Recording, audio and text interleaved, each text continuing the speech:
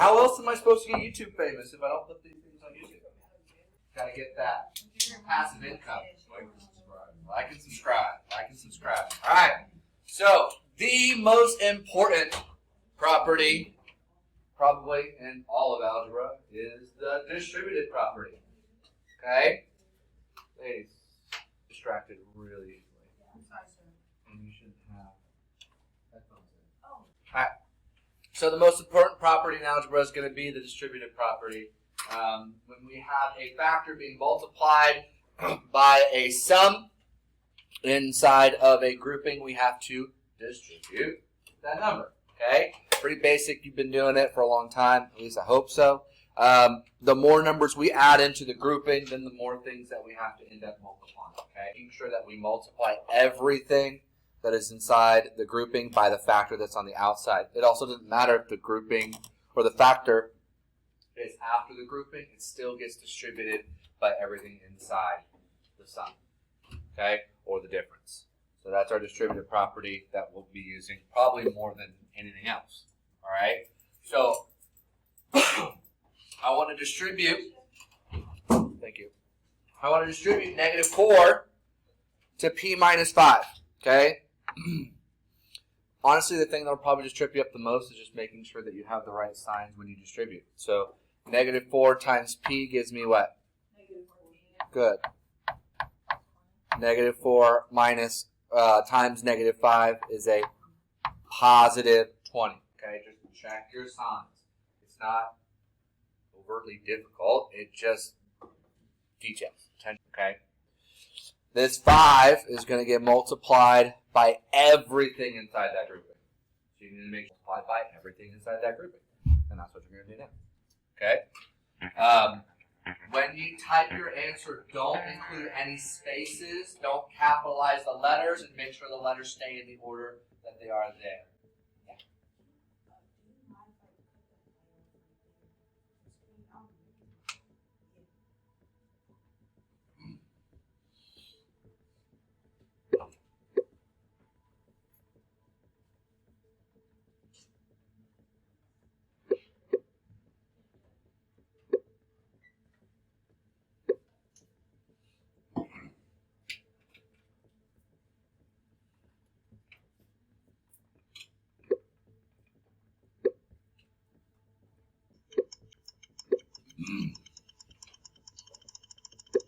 All right, good. 5 times 4 gives me 20p. 5 times negative 2q gives me negative 10q. R gives me 5r. All right, questions, comments, concerns? Distributive property in a nutshell. Did you change the order? Good. All right, so we've got our inverse and identity properties. These often show up just kind of as byproducts of different things. The inverse properties, mostly with the reciprocal being used in lots of different aspects. But understanding these relationships is important. So our inverse property, if we have a number and its opposite and we are adding them together, it gives us 0. 5 plus negative 5 is 0. Okay, they cancel each other out because they're opposites. Their absolute value is the same, but they're on the opposite sides of the number line. A number and its reciprocal will always multiply to be 1. Okay, we talked about that with reciprocals earlier this week. And then the identity properties, adding 0 to anything doesn't change it. Multiplying 1 to anything doesn't change it. Again, the addition identity property just, again, kind of shows up as we're evaluating expressions or simplifying expressions.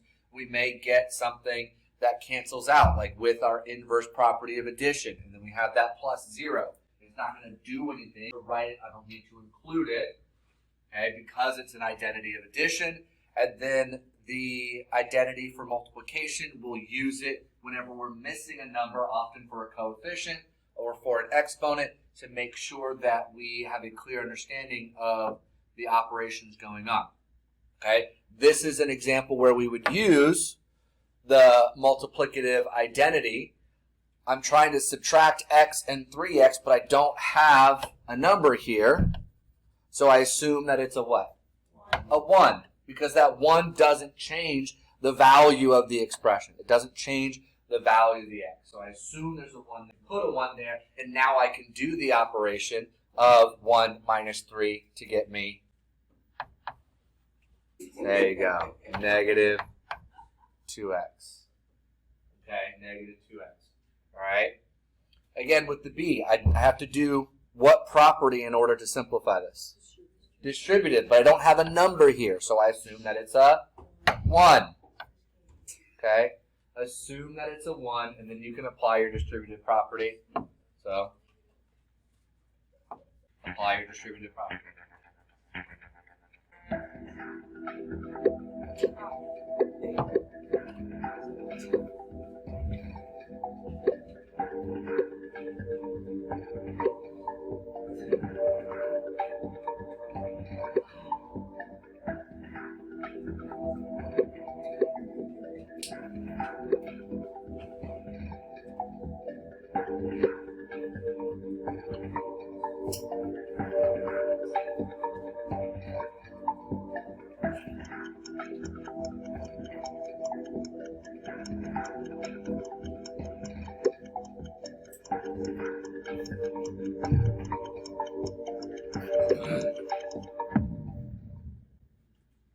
Okay, distribute that negative 1, negative 3, and a negative 4p.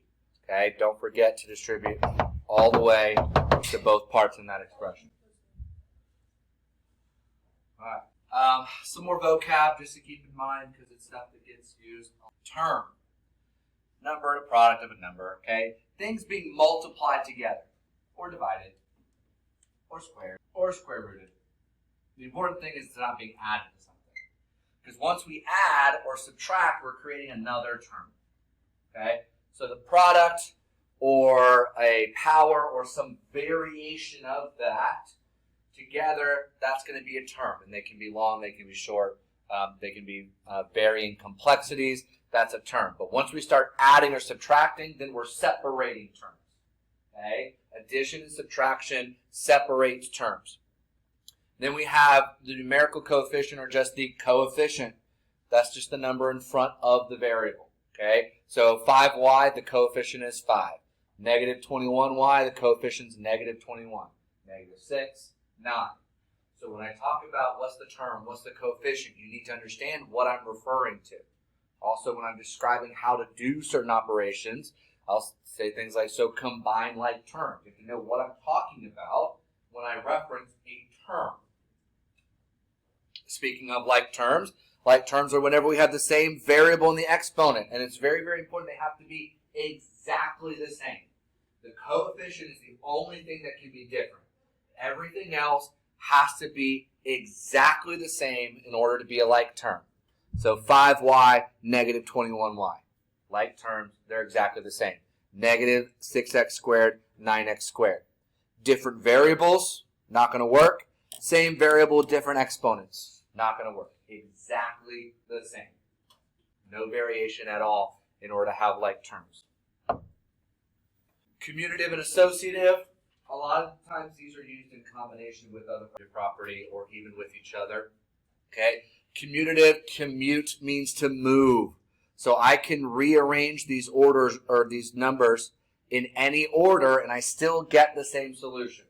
5 plus 2 is the same as 2 plus 5.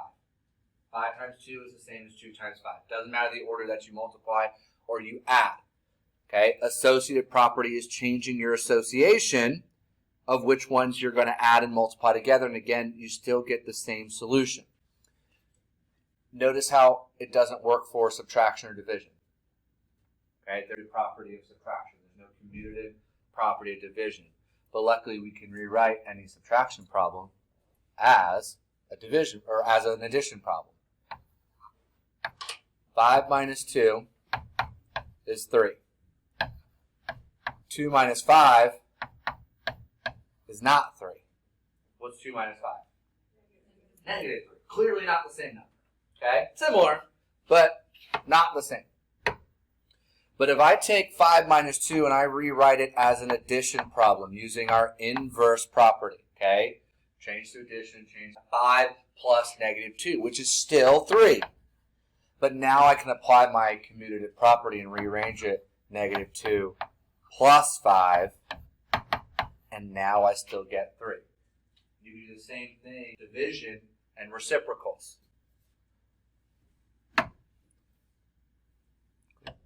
15 divided by 3 is 5. 3 divided by 15 is not 5. Okay? Doesn't work. But if I rewrite this as multiplication using reciprocals, I still get 5 here, and I still get 5 here. Okay? So use properties allows us to rewrite expressions so that we can continue to move them around and make them simple or simpler. These are very basic examples. It's kind of as simple as you can get as far as these properties go. But the same thing applies no matter how complicated the problem gets, which is why I encourage turn all your subtraction into addition, turn all your division into, because sometimes you don't see how you can simplify or evaluate, but if you get them into these properties, you can start moving stuff around, and then you can make them more simplified. Okay, powerful impact, and why you keep seeing these properties year after year after year. Okay, Algebra 1, Advanced Algebra and Trigonometry, MCR. Okay, we talk about these things every single year because of their importance. So, this first 12b minus 9 plus 4b minus 7b plus 1. What property do I need to use so that I can combine or simplify this expression? I need to use commutative, but before I could use commutative, I have to fix the fact that I have subtraction in there. So what's going to change? Okay, so 12b plus what?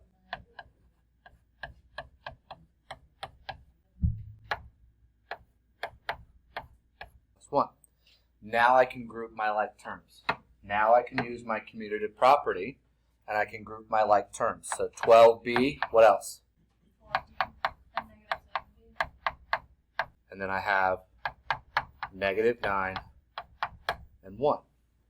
So now that I have the like terms, I can go through 12 plus 4 plus -7.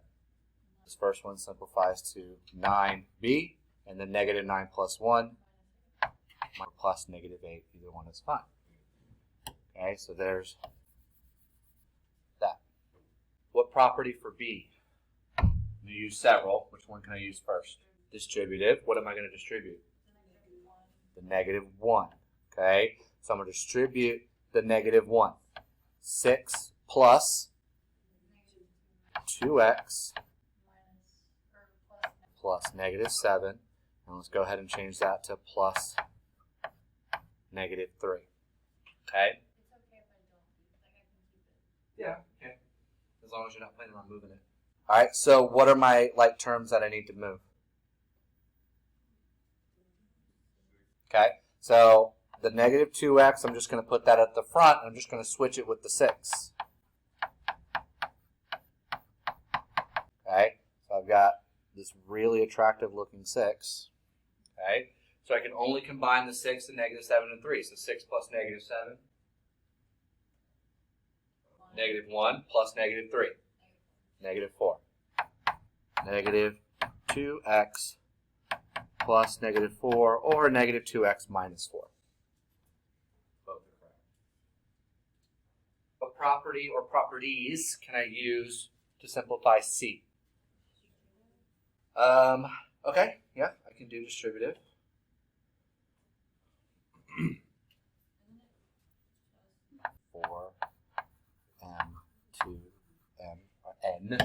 N. Now what property am I going to use so that I can get 8n? N. I already did distributive. Got rid of the parentheses. What else? How do I get them to move and be next to each other? Associative changes the commutative. Okay, commutative gives me 4 times 2 times m times n.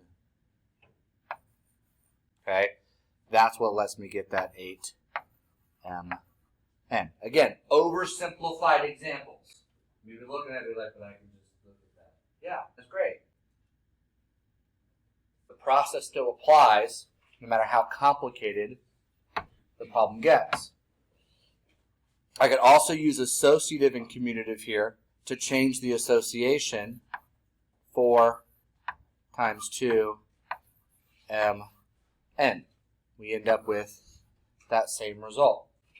Okay, so what those properties do, so that as they get more complicated, you can continue to apply those rules and understand that connection and that follow through.